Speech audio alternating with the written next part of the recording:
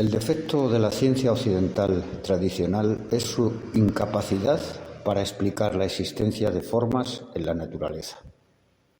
No importa cómo magnifiquemos o manipulemos el mundo material, ningún modelo mecánico explica el surgimiento de la variedad de formas únicas y semiúnicas en la naturaleza. Cada tipo de roca, planta, animal, organismo, bacteria, todos se agregan a sí mismo en distintos tipos y definidos con rasgos característicos semiúnicos a su forma y completamente únicos a ellos individualmente.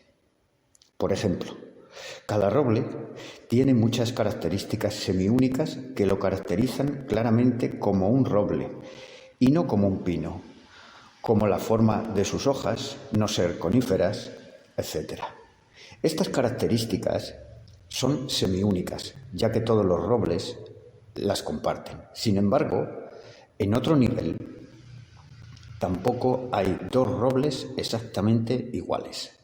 Tamaño exacto, forma, dimensiones, patrones de crecimiento, patrones de anillos, etc. Son completamente únicos para cada árbol. Entonces, ¿cuál es el mecanismo en la naturaleza que constantemente crea estas formas únicas y semiúnicas? El modelo de Newton ni los más de 300 años subsiguientes de la ciencia material han podido explicar esto. Sin embargo, el concepto de resonancia morfogénica del biólogo británico Rudolf Sheldrake parece ser nuestra mejor teoría actual. Él mismo ha ofrecido una crítica incisiva de la ciencia tradicional. Señaló que en su inquebrantable búsqueda de la causalidad energética, la ciencia occidental descuidó el problema de la forma en la naturaleza. Señaló que nuestro estudio de la sustancia por sí solo no puede explicar por qué hay orden, patrón y significado en la naturaleza. Más de lo que el examen de los materiales de construcción en una catedral, castillo o casa de vecindad puede explicar las formas particulares que han tomado esas estructuras arquitectónicas. No importa cuán sofisticado sea nuestro estudio de los materiales, no podremos explicar las fuerzas creativas que guiaron los diseños de estas estructuras.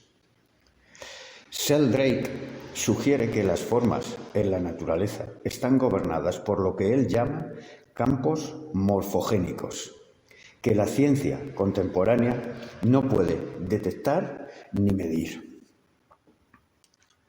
Como ejemplo, Sheldrake nos pide que consideramos la complejidad del cuerpo humano. Por ejemplo, presta atención a sus brazos, cómo se retuercen, doblan y giran. Observe cómo sus dedos se separan y se juntan con los pulgares oponibles, dando a sus extremidades superiores una función y propósito únicos. Ahora tome nota de sus piernas, cómo están diseñadas, cómo se doblan y se mueven. Observe sus pies, dedos de los pies, y cómo sus extremidades inferiores cumplen perfectamente su función y propósito únicos. Los brazos y las piernas se ven diferentes, tienen diferentes funciones y ubicaciones, pero el ADN, las sustancias químicas, los nervios, las células y las moléculas que lo componen son exactamente los mismos. Entonces, retomando otra vez la misma pregunta, ¿cómo se volvieron diferentes y por qué? ¿Qué prioridad dentro de las células de las piernas las determinó a convertirse en una pierna y qué propiedad dentro de las células de los brazos la determinó a convertirse en un brazo? Sheldrake propone una teoría que él llama resonancia mórfica. Esta teoría básicamente establece que existe un campo de energía que rodea y permea un organismo que contiene, entre otras cosas, la forma del organismo. Él escribe que cada especie tiene su propio campo. que hay campos dentro de los campos y que estos campos tienen la memoria incorporada, basada en lo que sucedió en el pasado derivado de organismos anteriores o formas de un tipo similar. En otras palabras, cada organismo en el planeta comparte campos de energía similares o podríamos decir una frecuencia específica. ¿Qué mecanismo biológico reconoce, almacena y desarrolla la evolución y diversas adaptaciones de una especie? Si una especie de insecto desarrolla una coloración de camuflaje como el follaje cercano para esconderse de los depredadores, ¿dónde se almacena esa información? Si una especie de ave desarrolla una curvatura en su pico para ayudar a recolectar los alimentos, materiales bajos, ¿qué mecanismo informa a las nuevas células del pico para que se curven? La respuesta típica es que esta información es almacenada y transmitida por genes y ADN. Sin embargo, ningún biólogo puede explicar cómo ocurre esto. Rupert Sheldrake ha planteado uno de los desafíos más constantes y vociferantes a este enfoque. La teoría genética actual tampoco explica ni nos dice cómo un sistema en desarrollo puede autorregularse o crecer normalmente en el curso del desarrollo si una parte del sistema se agrega o elimina. Y no explica cómo se regenera un organismo reemplazando las estructuras faltantes o dañadas.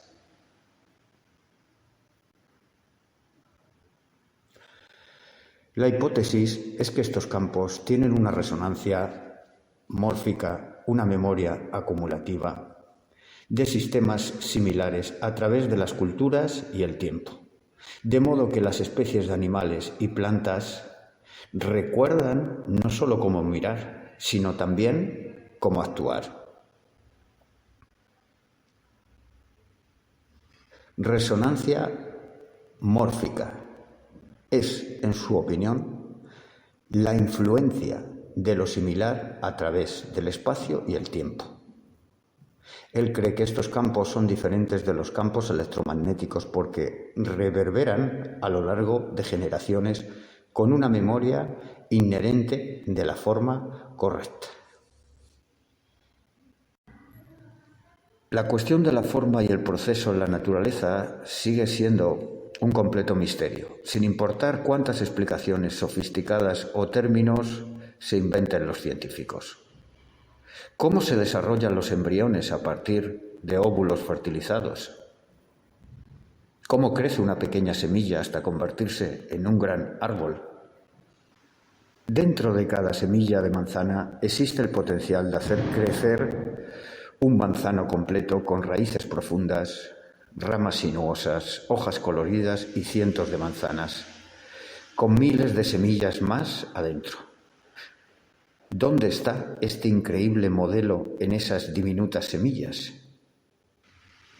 Imagina una pequeña bellota plantada en el suelo.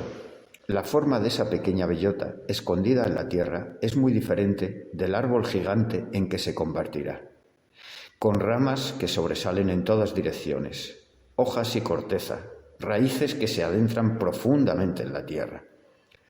Podríamos decir que la bellota contiene algún tipo de programa genético que le dice cómo crecer y cómo formarse.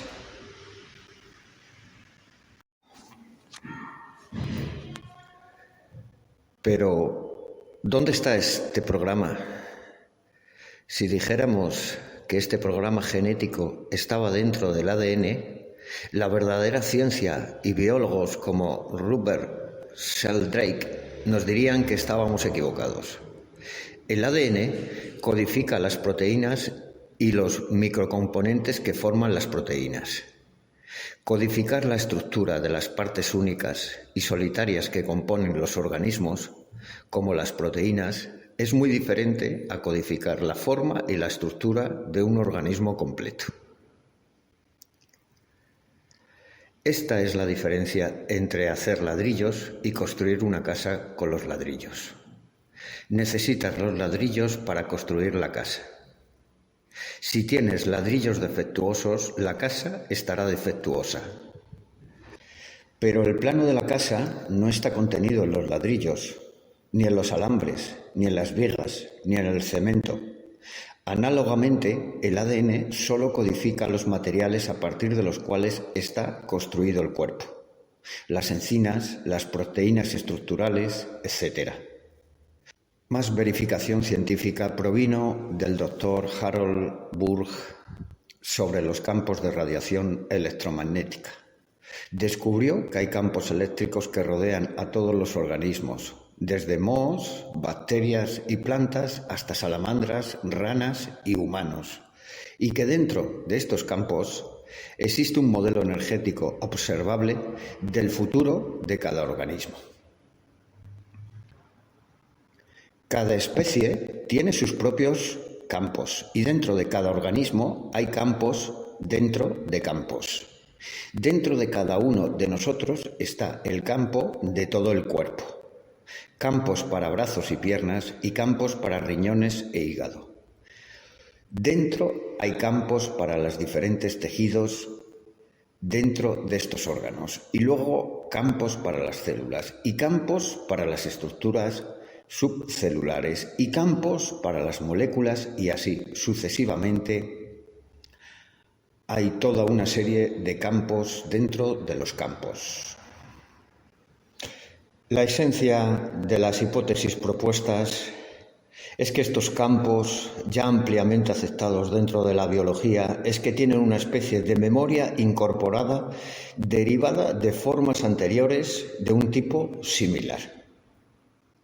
El campo del hígado está conformado por las formas de los hígados anteriores y el campo de los robles por las formas y organización de los robles anteriores.